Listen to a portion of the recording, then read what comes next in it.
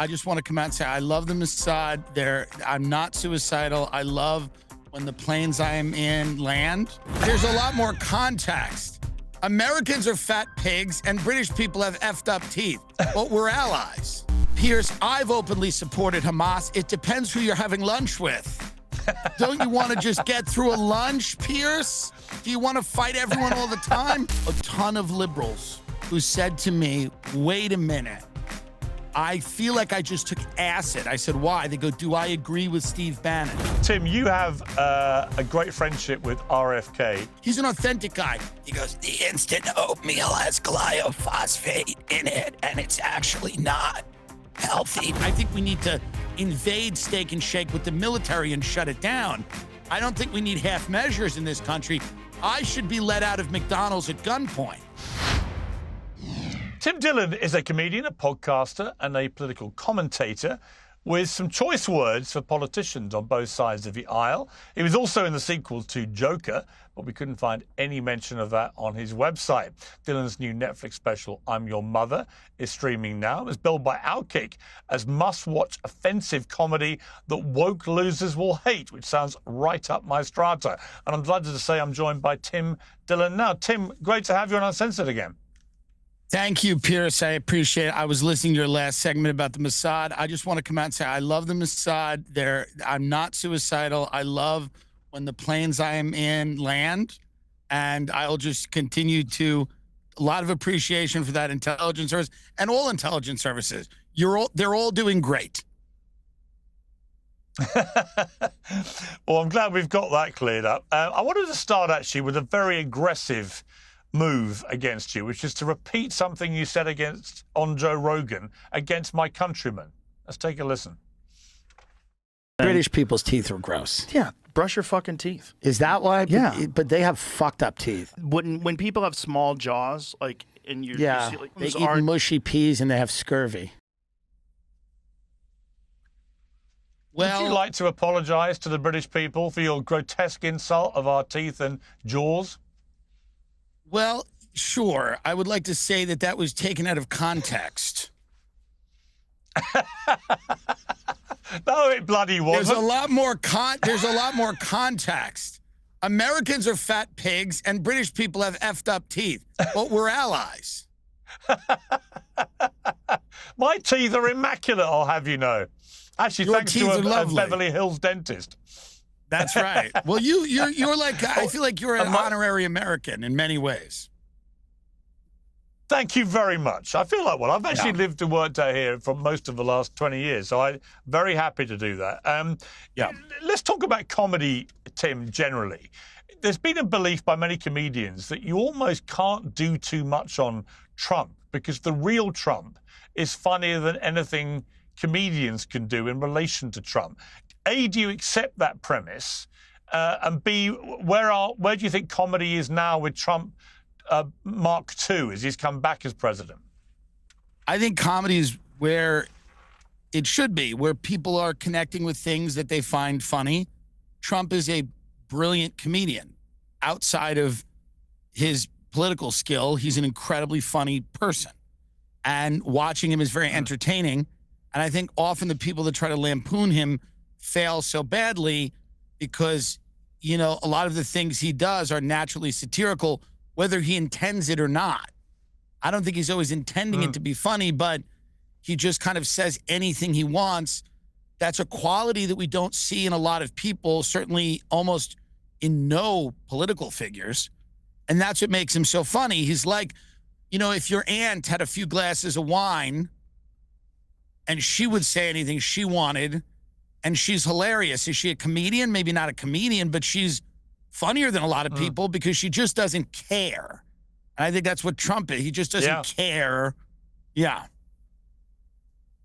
Well, he has a very unfiltered, uncensored style. I've known Trump 20 years, and he just says what comes into his head. Sometimes he says it for deliberate effect, and sometimes he just says something because he's just heard it a minute ago, and he thinks it's interesting to repeat it in the public domain, and the world goes crazy or overreacts or underreacts, whatever it may be. But I think you're right. He's a naturally funny guy. But if you're on the liberal woke side, they just refuse to ever laugh at anything he does. And I always think that they would all be a lot calmer if they just realized a lot of what he does and says is designed specifically to wind them up. I think 1,000%. What he does to them is when your parents would tell you, I'm sending you to military school. And you would flip out and scream and yell every time they said it. But they knew those were the words that were going to get a reaction out of you. I think he's brilliant in that sense. He knows how to distract. He knows the media. He knows the value of spectacle. And I think they still, I don't know, 10 years into his political life, they haven't found a way to effectively counter him. Yeah. Yeah. I mean, what do you make of the state of the Democrats right now with historic low polling? Joe Biden came out of the crypt yesterday. We have AOC seems to be doing all the running to lead the party, which seems to me to be a failure to recognize why they've become so unpopular. They have to moderate their social positions and actually adopt some of the more populist economic positions of somebody like Bernie Sanders. But it has to be fun. The problem with modern liberalism is that it's not fun. It's actually tiring. It's exhausting. It's a bore. And Trump threw a party. And people enjoyed his rallies. And they thought he was funny. And, politics is a game of, a lot of it is optics. What does something look like? How does it make you feel? And right now they're struggling to find a message, I think, that resonates with regular people. Regular people do not want child sex changes. I don't know how that became a linchpin of their, their, I don't get it. It's the craziest. I don't understand how some of these positions, they're immovable. They won't move on biological men and women's sports, but they will move on health care. They don't even bring that up anymore. So why are these issues that are incredibly divisive the only issues where they will not give an inch?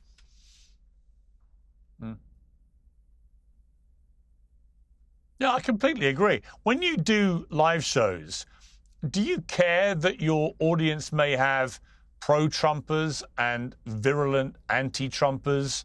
Does it factor into your thinking or not? No, because comedy is about, I think, trying to make everybody laugh. I think there's a lot of absurdity in American life. A lot of it isn't political. I think we should have a strong Democratic Party. I don't want to live in a one-party state. I don't want to live in a theocracy. I look at the Middle East where you have these petro dictatorships, and I don't want to live in that. I want a functioning democratic state. So I think that sometimes calling people out for how absurd they're behaving is actually, in the long run, helping maybe them realize, oh, yeah, this is silly. We should not be as ridiculous. And then, that helps everybody. I think you just call out who's behaving in a ridiculous way, I'm against some of the things the Trump people are doing, and I've called that out. I just think it's not, I don't care who's in the audience. I think we all have to recognize the absurd moment that we're in. And it's an insane time to be alive as a human being in any country. You have AI coming down the pike. You have the richest guy in the world with a chainsaw screaming and running around. That's wild. We have the president of the country is Donald Trump again, which is wild. All of these things are inherently somewhat funny. They're certainly crazy. And I think I think even diehard Republicans will admit we're living in a time that's pretty insane. Now, I may be about to shock you with this, but tallow is an exceptional moisturizer. The oil in our skin shares many of the same fatty acids as tallow, making it nearly impossible to beat. You can have silky soft skin, like me, with an all-natural alternative. It has no fillers, and it's much more than just a moisturizer. It can replace lotion, night cream, wrinkle cream, Neosporin, and much more. It's powerful enough to heal your skin, but it's safe enough to spread on your toast. And if you're looking for natural solutions, what about your toothpaste? VanMan's mint bone tooth powder is packed with all the minerals and the nutrients needed to remineralize teeth.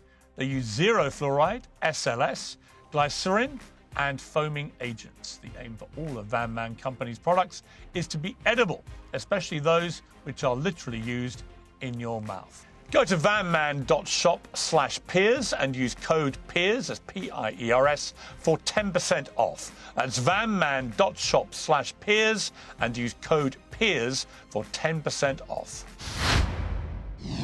One of the more insane aspects of the last few years has been the rise of cancel culture, which now, thankfully, seems to be slightly dissipating. It was interesting to me that with your new stand-up show, which came out on Netflix this week, you actually resurrect Frank Underwood. Let's take a look at the clip. Jesus Christ, Frank, I'll read it.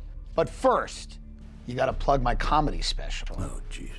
It's good. I filmed it in Austin. I don't care if you filmed it on Mars with Elon Musk. I'm not here to help you. These photos you gave me, I've posted them all. I'm on the internet. We don't have blackmail, we have content. We're all demons from hell. You son of a bitch. Now, A, it was very funny, but secondly, it was very interesting to me that you used Kevin Spacey to do that. I interviewed Kevin last summer, had a very long and very emotional interview with him. He was very raw, felt very, very beaten down by what had happened to him and was desperate to make a comeback. And he's beginning to, and people like you having the courage, frankly, to use him in the way that you did will help with that process. But this is a guy who, I'm not sure what more he's supposed to have done. He went through a criminal trial and a civil trial, and he was acquitted in both. He's not been convicted of any crime, and yet he seems to be completely untouchable by Hollywood. When you came to use him, was part of that a deliberate statement by you to say this is absurd, that of course he should be able to work? Well, that show, House of Cards, was the first hit on Netflix. He's probably the most memorable character that has ever been on any Netflix show, Frank Underwood. Kevin's a brilliant actor. Yeah. Like everyone on Earth, he's an imperfect human being. I tend to think that the world is an incredibly complicated place where it's governed by laws. And we can't have mob vigilante justice. And that's what that whole era of our country felt like. It felt like, kind of a scarlet letter thing where you wanted people kind of paraded through the streets and you wanted people to be shamed and banished. I feel like we're past that. I feel like you can bring someone on who's incredibly talented, who's flawed and human and has made mistakes. And I think at the end of the day, most people now are ready for a lot of these people to come back and do the things that they were really, really good at doing. And most people are adults and they understand that like people contain multitudes. And if someone is not acting in a criminal manner, then I think you have to give that person the benefit of the doubt. Yeah, I also think if you're going to be a fair democratic society, you've got to allow people to have a second chance, right? If they completely fuck up, whatever it may be, even people who've perhaps been convicted of crimes. I mean, I look at people, like Mike Tyson, the boxer who went to prison for rape. Now, he always denied that he raped anybody, but he was convicted. But he's been allowed to be brought back by society. He is, arguably as famous now as he's ever been, and certainly as busy work-wise. Why is it one rule for people like Mike and another rule for people like Kevin Spacey? It seems that there's a very arbitrary court of public opinion, which is determining whether people are allowed back or not. Yeah, I think a lot of it has to do with the time and the consensus and where people happen to be. I think people now have realized that that is exhausting. Being hyper judgmental all the time, asserting what a good and virtuous person you are at every moment is exhausting. It's a standard that no one can really live up to. And many of the people who are most vocal about, banishing other people, they themselves would get in trouble soon after for something they had done. Of course. Because nobody is perfect. And like Warren Buffett, I think it was Warren Buffett, maybe I'm mistaken, but if you put a cop on anyone's tail for 2 miles, they're going to get a ticket. Like, I don't think anyone's entire life holds up under scrutiny. And, we just have to look at it in a nuanced way. I think nuance is coming back. That's the hope. Yeah. And I think the black and white, with us or against us, Manichaean sense of people being either good or evil isn't true. Look at the Middle East conflict. It seems to me that you have very impassioned people on both sides of that conflict that feel very strongly about issues. And there are people that are very conflicted about it. And I don't think, that people that think one thing are necessarily evil or wrong or bad. I think that people are bringing their own life experience to it, their own set of values, and they're looking at it and they're trying to figure it out. I mean, especially a guy like me, an Irish Catholic guy who grew up on Long Island, who doesn't really know much about it and has been educating myself, watching shows like yours and others. And the questions of the world aren't always the easiest, Like, I don't think it's an easy question necessarily to go, how do you fix that problem that's been going on for 2,000 years?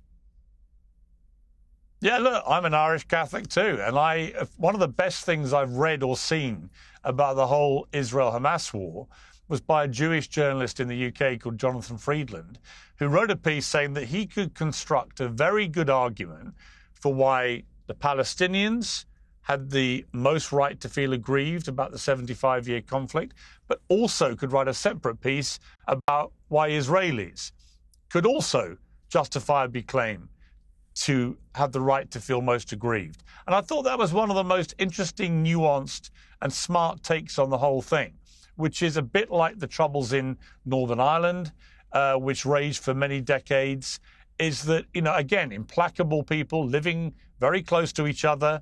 And in the end, it actually took a fresh collection of people, Bill Clinton, Tony Blair, George Mitchell, and others, to look at that intractable problem and out of it forge a peace, which nobody thought could happen. But it did happen. And I suspect that in a few years' time, we will hopefully see the same thing in the Middle East, and we'll look back on it and wonder why things got so completely intractable in the way that they did. But that is the nature of life. But I do think you're right that nuance is the thing that's been missing from almost everything, whether it be warfare, the culture wars, the woke mindset, which always struck me as ironic because, like, if you're a liberal, the way that the woke left have behaved is very fascist.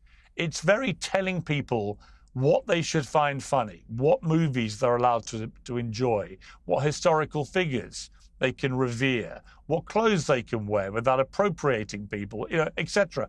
It's a very fascist kind of outlook for people who would, if you ask them, say, the people I most oppose in the world are fascists. Yes, well, it's a secular religion, just like a lot of the tenets of tech are a secular religion, just like you have a lot of people that are fundamentalist religious, whether they're Christian, Muslim, or Jewish. It's a fundamentalism where you don't allow any nuance. You don't allow a space to respectfully disagree. I don't want my friends to think the same way that I do about everything. That would be incredibly boring. I want to have people that disagree with me. I want to have friendships with people where I go, we don't agree on something, but we value each other as human beings because there are deeper human truths in life than politics. And that's everywhere across every political spectrum. So to me, it's like, I think the most interesting things about life are not going to be who somebody voted for. That's not how you remember a human being. You're not going to stand up at a memorial and talk about who somebody voted for. You're most likely going to talk about the things they accomplished, the way they treated their friends, their family, things they like to do, their humor, their compassion. We've reduced everything to tribal mindset, and it seems to be hopefully now starting to dissipate, where it's harder to know what side you're on, because you look at certain issues and you go, well, I'm this, and you look at certain issues and go, well, I feel like that. I think it's getting a lot murkier, and people don't, and you see a lot of fights on the right now. Yeah. From tariffs to market turmoil, things are looking pretty rough out there. Well, our sponsor, American Hartford Gold, has an answer. There are many new threats to financial stability: a full-blown trade war, a fluctuating stock market, an uncertain bond market, stubborn inflation, and colossal national debt. If you're still relying solely on paper assets, you could be heading straight into the storm. So what is the solution? Well, a simple and tested one is to get out of the chaos and invest in something real: physical gold and silver. American Hartford Gold is a company you can trust. They've got an A+ rating with the Better Business Bureau and a proven reputation for making the process simple, safe, and smart. You can have gold and silver delivered directly to your doorstep or placed into a gold IRA with major tax advantages. Mention my name, Piers, for up to $15,000 in free silver on your first purchase. Call 866-692-2474 or text Piers, that's P-I-E-R-S, to 65532, or follow the link below. Yes. But I like that. I actually find that quite healthy, because I think it shows that people are, I see conservative commentators who might a few years ago have just blindly gone along with supporting their side come what may, because they felt they were in a kind of war with the opposition, which wouldn't allow for any admission of going against your own side on something. And now they're much more prepared, I've noticed on social media, to come out and criticize their own side. And I want to cheer that and say that's exactly how it should be. You should be able to look at a set of facts, and if they change, say, actually, you know what? My side's got that wrong. It is intellectually honest to do that. I think if you care about free speech, you have to be concerned with deporting people that attended protests that were critical of Israel. It doesn't mean you agree with everything those people said or any of it. It means that if those people have not committed a crime, and you cannot show that they are financially supporting Hamas or in any tactical way, and they're out there speaking freely at a protest, writing op-eds, deporting them because they've been critical of a foreign government, seems to feed the conspiracy theories that the United States is acting and doing things at the behest of Israel. What you want to do, if you're creating a political culture, you want to try to prevent people from drifting to the extremes. That should be the whole point of creating any type of political culture, is to say there are lines that people aren't going to cross. They're not going to get into Holocaust denialism, or they're not going to go, on the other side into this crazy, let's banish everyone who disagrees with us and let's try to get them to lose their job and destroy their reputation and really do a ton of damage to people's lives. These extremes you want to prevent. And to me, what I see, there's a lot of long-term damage, not only to the relationship we have with Israel, but to, people's faith in our government to make decisions. If we start deporting people without any due process, putting them in a jail in El Salvador, I think these are things that conservatives are saying, wait a minute, we've died on the hill of free speech. We can't support deporting people because they've been critical of our government or Israel. It's crazy. If they're legally here on a legal visa. Right. What if they are, for argument's sake, openly supporting Hamas, which is a prescribed terror group in the United States? In that circumstance, because you got this guy, Mahmoud Khalil, who was the head of the protest group in Colombia, who was apparently distributing pro-Hamas literature and was there on a green card. Would that change your thinking about somebody like that? Piers, I've openly supported Hamas. It depends who you're having lunch with. Don't you want to just get through a lunch, Piers? Do you want to fight everyone all the time? If I'm out to lunch with people from the Middle East, I'm not going to start a whole thing here. No, listen, the thing becomes what is Hamas literature? Is it like a brochure that says welcome to Hamas? Am I selling it to Hamas timeshare? What is he doing? He's walking around the quad at Columbia. I got to see this literature that's supposedly Hamas. I had no idea Hamas was doing pamphlets, brochures. I didn't know. Do you go through a Hamas presentation? Do you show up to the lobby of a Marriott and they just get up and tell you about the organization? I don't know. It seems flimsy.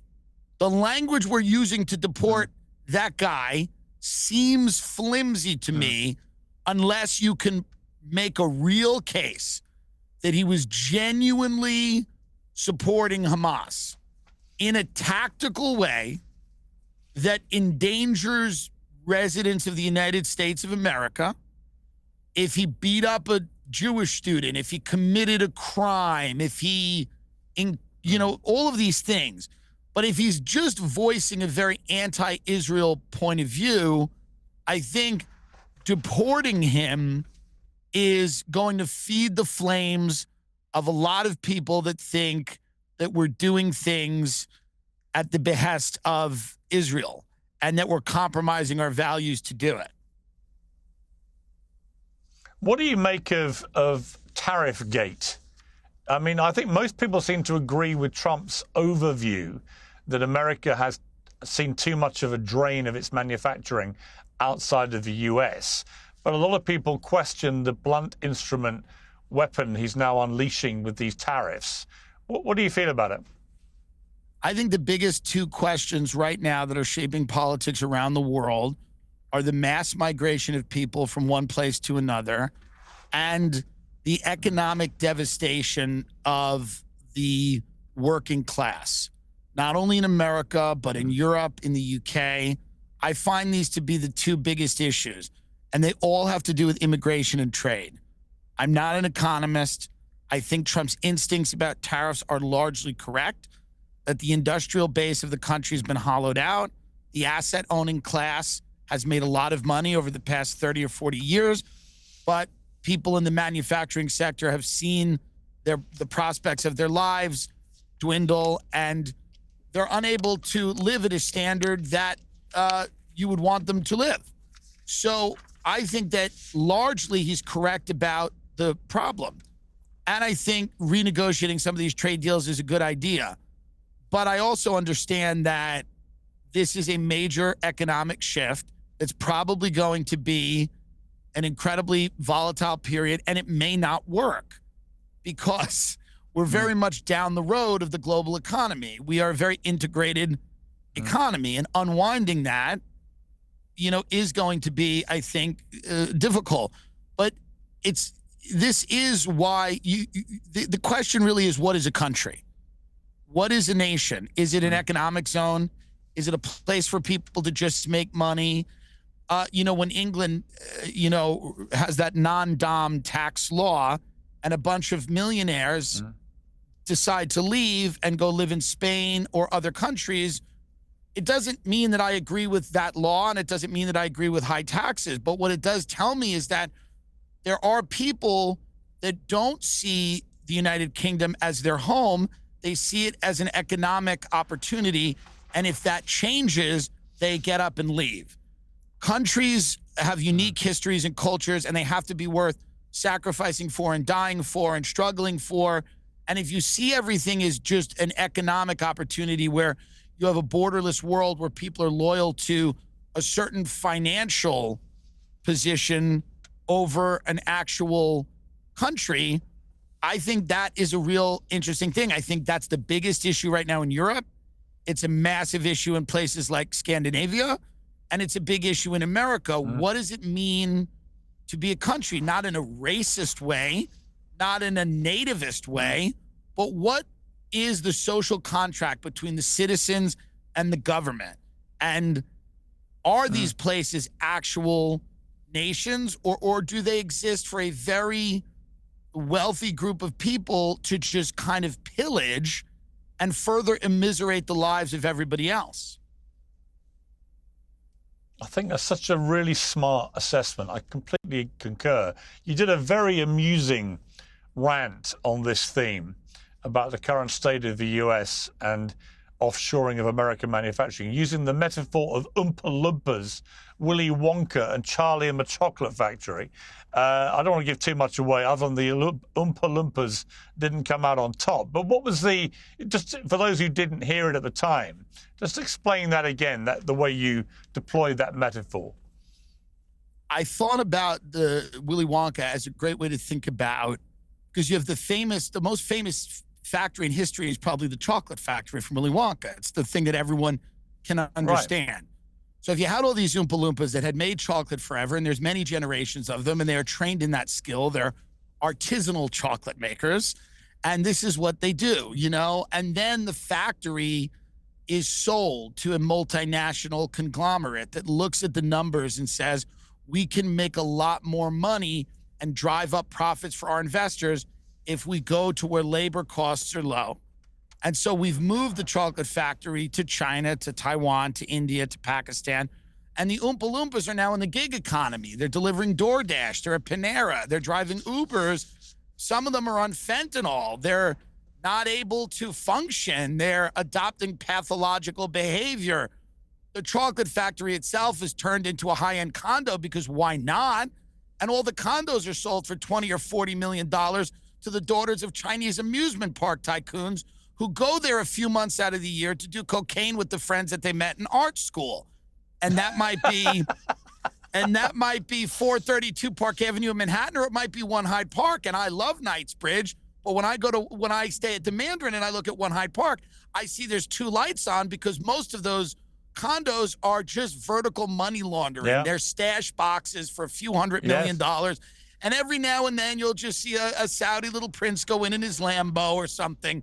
But, we've turned these cities into Chinese ghost cities where people aren't even there. There's no school bus pulling up outside of these condos where people are getting in. And a lot of these billionaires are just purchasing these as investments under the names of LLCs. So the chocolate factory becomes a high-end condo, and then 3 blocks away you have the Oompa Loompas on fentanyl going, that was my life forever, and now I've been completely cast out.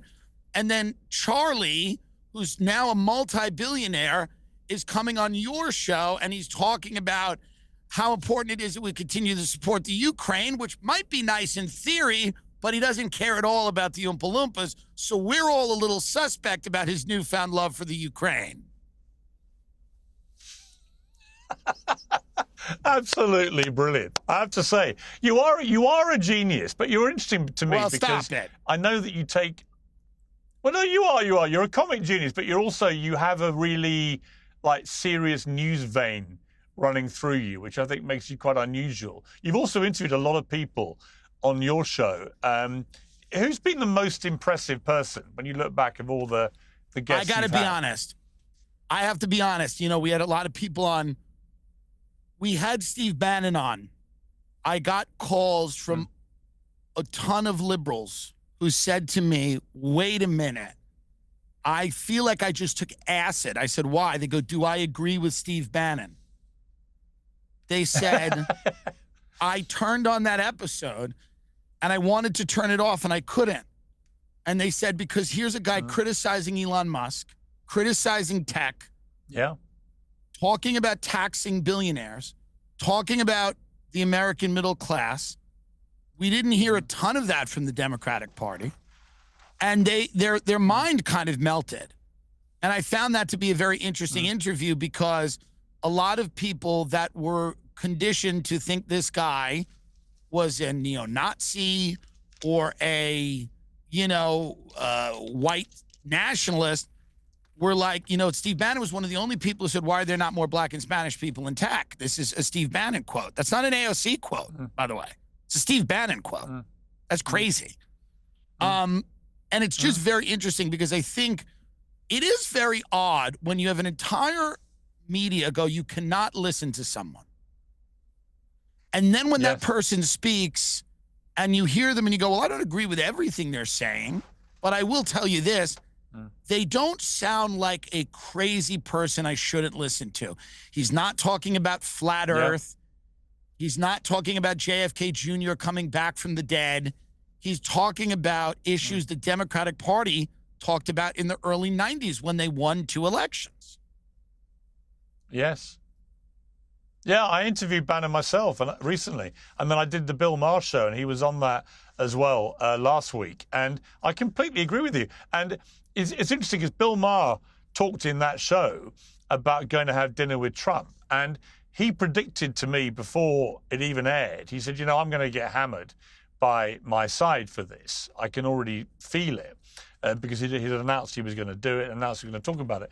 And sure enough, he did get hammered by so many people who like his show and identify as liberals. And again, it comes back to this, what is wrong with going to sit down at the White House with the President of the United States, even if you have attacked him and criticized him and don't agree with him about a number of things, but you also agree with him about a lot of stuff too, as Bill Maher now does, whether it's immigration or the woke left and their madness and so on. But the idea that he has to become vilified by fellow liberals for doing that, I just find so depressing. I think people are still holding on to the idea that the way to defeat Trump is to completely ignore his appeal. They don't want to give him an inch. They don't want to concede that he's been right about things. They don't want to concede that he does have his finger on the pulse of certain hot button issues that the American people, like it or not, have kind of rendered a verdict on. They don't want to concede any of that. I think there's a deep fear that if you admit he's right about one thing, then he's going to take that and run with it, and that you'll have to then concede all his other points, which I don't think is true. I think you can do what I've literally just done, where I say, I disagree here, I agree here. But I have a lot of very smart friends that realize, and they're in that, kind of machine, and they realize that isn't working. A lot of them are in the media, and I did an interview with CNN yesterday, and we sat down for an hour, and then they said, we're going to edit it and put it out. I said, why don't you just put it out? Maybe put out a small clip of it on the internet, but put out the full hour. I had a great discussion with this woman, Elle Reeves, who's a great journalist. And I mean, she does all these Vice things and stuff. I'm sure people dislike her. But for me, I thought she conducted a very fair interview, and we had very good exchanges. And I said, well, why in God's name would we? And of course, they're asking, well, why is Joe Rogan so popular? I said, well, number one, he's not editing his interviews. He's putting out a full interview. Yes. Why would you edit an interview? I sat here for an hour, and there's points that people are going to go, I don't think this guy's right. And then there's points where people are going to go, she's right. And then there's points where people are going to go, the hell with both of them, but put it out. And I think that's what isn't that why, still trying. Tim, don't you think it's why? Yeah. But don't you think it's why shows like yours are getting so popular? Why my shows become really popular? Why Rogan's so popular? Why? Because I think young people in particular, they're just done with feeling like everything's getting cut, edited, censored by a conventional media, which doesn't seem to really understand the power of just putting stuff out and letting people make their own minds up. In other words, by the editing process, you are deciding what people should see, what they should hear. They slash a 1 hour interview with you to a 10-minute interview. You have no control over what side of you is going to be put out there. And there's no more rounded view of Tim Dillon. There's just going to be what CNN or whoever it is decides the public should see of you. Whereas what I would much rather do is what we've done here, which is just have a chat for an hour, put it all out, and people, like you say, they can hear stuff they agree with, stuff they don't agree with, but they get a much more rounded sense of who you really are. A bit like Steve Bannon when he did your show or did mine. Right. I completely agree with you. He was a very think surprising guy to interview. Yeah. I found myself agreeing with a lot more than I thought. I think they want to put people in boxes and they want you to play a role and they want you to be a character. Yes. Because they've arranged the world in a way that they need people to fill a slot. They need this person to be the right-wing person. They need this person to be the left-wing person. They won't allow nuance. It's terrible for their business model. They've made people incredibly stupid, incredibly paranoid. This is cable news all over the place, by the way, because they've amputated these discussions and they've cut them down, and they've not let anyone appear like a human being. They've made them into this talking head. And I'm not saying you have to give everyone hours and hours and hours, but you have to let people present a part of themselves that's unedited. You'll have a show where 3 or 4 people come on, they have a spirited disagreement. You're not editing what they say. You're allowing them to speak. No. You know, I watch. You have Candace or Dave Smith or Batya or any of these people or Cenk or any of these guys come on. They say their piece. And so I'm hoping they release it in full, and maybe they will. But that's the failure of the traditional media model, is that editors go in the back and they decide what they want the interview to be, what they want you to be in the interview. And I hope they release the full thing, because it's actually a really, really good discussion. But it's not, it might not fit the agenda that they're trying to push. Yes, which they shouldn't feel the need to do, because younger people don't want to have an agenda forced on them. They want to make their own minds up. Well, I showed up. You know, she said you showed up. Yeah. She said a lot of people wouldn't come and talk to CNN because they think that CNN is dishonest. And I said, well, no, I showed up because I'm going to sit here and do an interview. And then after that, they go, now we go edit it.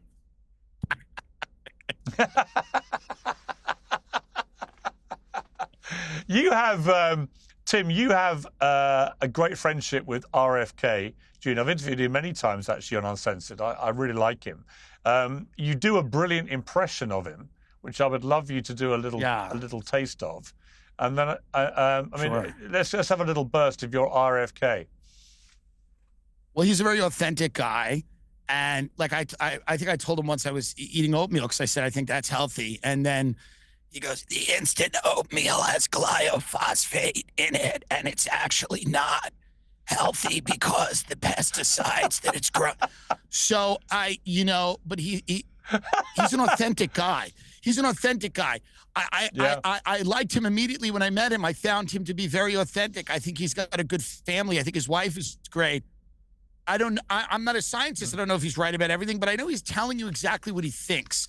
And I know that if that's half of the battle in trying to figure out what the truth of something is you got to be having good faith arguments. You got to be dealing with people, and you can't have people lying and misrepresenting their views.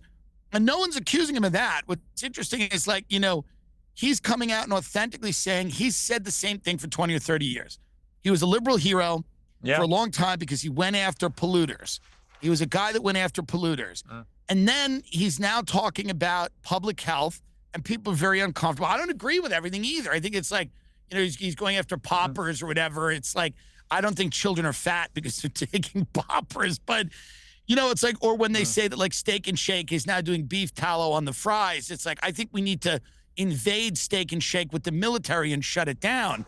I don't think we need half measures in this country. I should be let out of McDonald's at gunpoint. So if he gets more radical, I would be happy.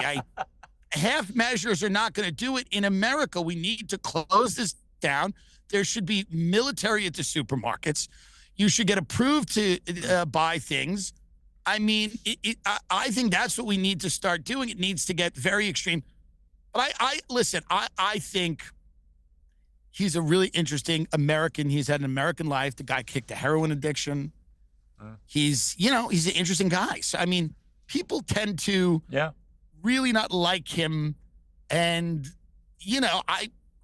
people are well within their rights to disagree with him, but everything he is saying, he deeply believes. And was it the best idea to have these 18-year-old kids being vaccinated 3 times for this thing? It had an incredibly low death rate? Probably not. But nobody wants to, But it doesn't mean that maybe. But what was interesting, I thought, was he was characterized as a sort of as an implacable anti-vaxxer, and yet one of the first things I heard him do in his new job was to urge people to have the measles vaccine, for example. So I do think he's another one where people have been led down a certain thought process about what his views actually are. And some of them are contentious, there's no question. But broadly speaking, there's a lot of mythology about what he actually stands for. Well, I think, again, people don't want to give anyone an inch. This is the problem. They don't want to say that he has made some good points. They won't. I mean, these are people that it was left-wing to question corporations. It was left-wing to talk about poison in the food. It was left-wing to talk about big pharma and the amount of power they have. These were left-wing ideals years ago. This was not right-wing. They became right-wing, during COVID and then after COVID, but they were always left-wing. It was left-wing to question the war machine or the CIA or the FBI or the national security state. Those are now right-wing positions. The left-wing positions are very status quo positions. They are pro-foreign intervention. And by the way, there's merits to debating all these things, but now it is the Democratic Party that is far more likely to tell you that things in America are okay. You should stop complaining. That the financial sector and the stock market is the most important thing. That pharma should be trusted, and that we should be in other countries intervening, and that was all truly corporate right-wing propaganda 8-10 years ago. And now it is the positions of the Democratic Party, because I think they just got in the room with some very wealthy people that said, we're going to fund the hell out of you if you leave us alone. And we need you to go after social issues and tell people that we're going to have a trans Batman, but stop with the healthcare, stop with the economic justice, stop criticizing corporations. And then identity politics was invented as a great way to distract people from the idea that the economic realities of their lives were steadily getting worse, but you could pretend to be progressive because you were going to say that Nike has a CEO that's a person of color, or that Chase Manhattan Bank was going to evict you, but they were going to get your pronouns correct while you were being dragged out of your house.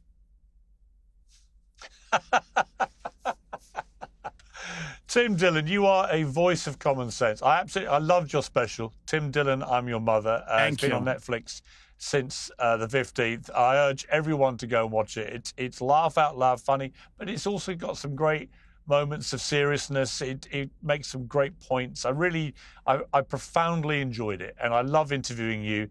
I think you're a refreshing voice of nuanced common sense in a world of thank you so much. Hysteria. And the next time you're in LA, the next time you're in LA, I want you to let me know. We're gonna go and join the volunteer fire department. You know what? I'd happily do that. Yeah. I actually have a house. I'm in LA now. I have a house here. Lovely. And actually, I'm in New York, but I'm coming to London in this. Yeah, I'm coming to London in the spring. It's one of my favorite cities. I think it is such a great city, and I root for a revolution of common sense in that country as well, because I think there needs to be a renegotiation in that country as well of people's rights and their liberties and their expectations. I think that it's a great country. We've borrowed so much of our country from that country, and people should be able to express their opinion and not be attacked and called names and everything else. Yeah. I think we've lost two things, the UK and the US, collectively, actually. Free speech, I think, and common sense. And I detect both are returning. In fact, as we're speaking, This morning in the UK, the Supreme Court there ruled that a woman is a biological female. And that has finally parked that debate legally in the UK from trans women claiming to be women legally, with all the complications that come off that, which are to the denigration of women's rights. You know, I've always said that personally, I want trans people to have the same rights to freedom, equality, and safety as me or anybody else, but not at the expense of eroding women's rights. And, you know, again, it just comes back to me to be just common sense. It's common sense. The two things do not have to be mutually exclusive. You can protect women's rights and promote trans rights to fairness, equality, and safety. They can both be done. But the moment you try and erode one right by enforcing another, I think you lose the plot. So I agree. I think Britain, especially on free speech, has lost the plot, and it needs to really get a grip of that. And I think it will. And I think that Trump's win in America has gone a long way to restoring free speech, what it really means. And also, I think, as he said in his victory speech, a core of common sense, which is where most people sit. You know, most people do not sit on the extremities of these issues.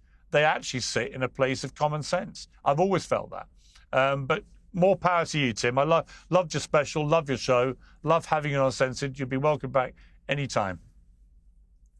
Thank you, Piers. I really appreciate it. And thanks for everything you're doing. You have a great show, and I really love watching. Great, mate. Thank you very much. I really appreciate it. Take care. Piers Morgan Uncensored is proudly independent. The only boss around here is me. If you enjoy our show, we ask for only one simple thing. Hit subscribe on YouTube and follow Piers Morgan Uncensored on Spotify and Apple Podcasts. And in return, we will continue our mission to inform, irritate, and entertain. And we'll do it all for free. Independent, uncensored media has never been more critical, and we couldn't do it without you.